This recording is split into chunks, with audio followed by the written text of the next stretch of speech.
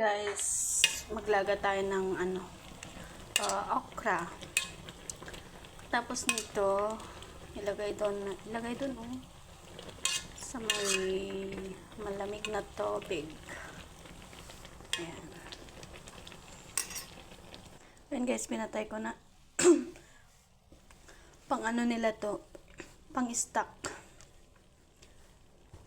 Nilaga tapos ilagay sa freezer para hindi masira. Ayan. Ayan, nilagay ko na sa strainer. Tapos, hugasan natin ng malamig na tubig. Para hindi siya maluto ng sobra. Ayan. Hugas. Ayan guys.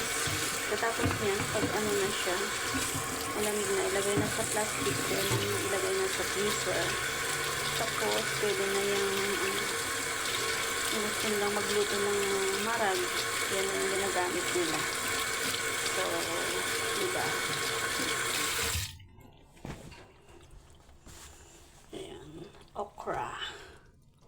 Tikman natin guys. Pwede na to sa bagoong diba?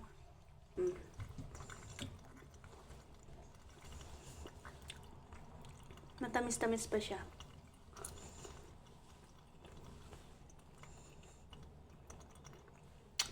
Pwede sa bagoong.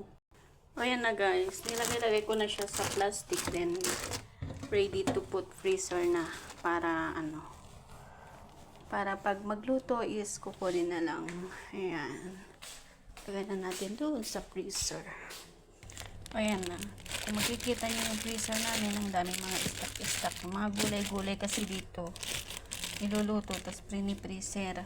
Para daw hindi masira. Gaya niyan, kamatis. Yan guys, buhay abroad. Ayan, thank you.